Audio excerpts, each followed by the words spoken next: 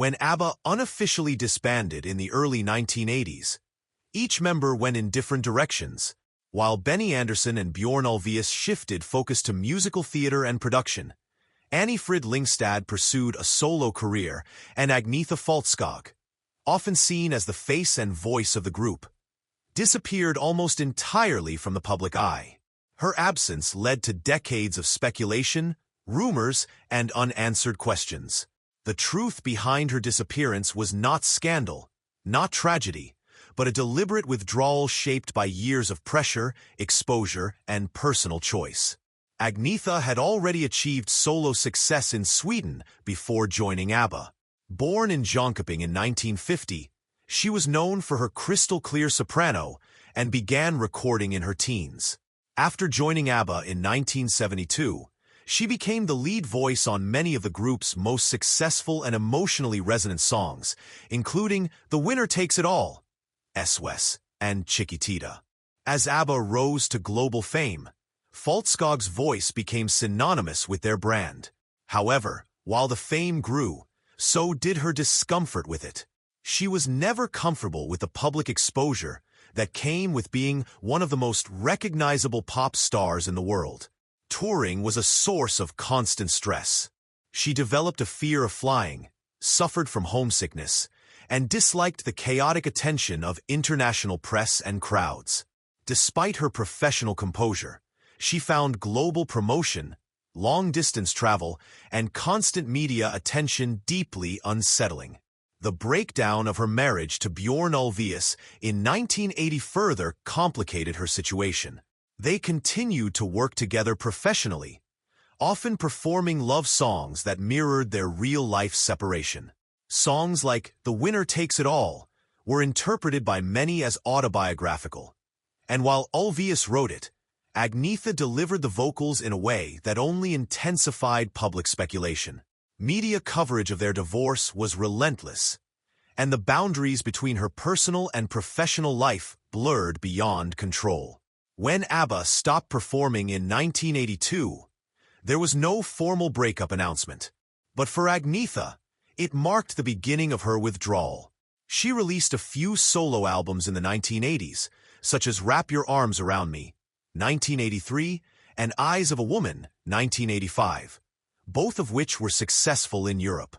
However, she refused to tour and rarely gave interviews. Her last solo album of the decade, I Stand Alone, 1987, was followed by complete silence.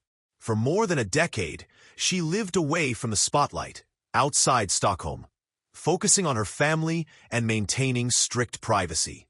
She declined interviews, rarely appeared in public, and took no part in ABBA retrospectives or tribute events.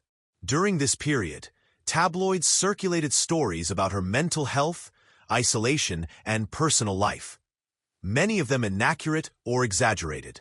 She granted no interviews to confirm or deny the speculation. In 2004, after 17 years, she made an unexpected return with the album My Coloring Book, a collection of cover songs from the 1960s that had influenced her early musical taste.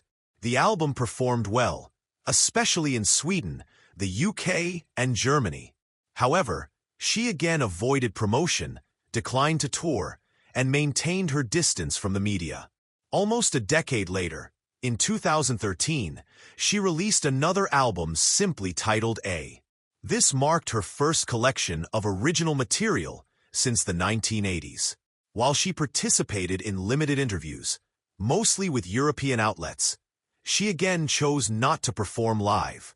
The album's lead single, When You Really Love Someone, hinted at the reflective and introspective direction her music had taken. It was a personal statement more than a commercial one. In 2021, when ABBA announced their digital reunion project Voyage, which included new music and a groundbreaking virtual concert experience, Agnetha participated in recording new tracks but declined any physical performance or live appearances. Her role was studio only, consistent with her long-standing preference to avoid the public stage. Agnetha Faltskog did not disappear due to crisis or scandal. She stepped away by choice. Her silence was not sudden.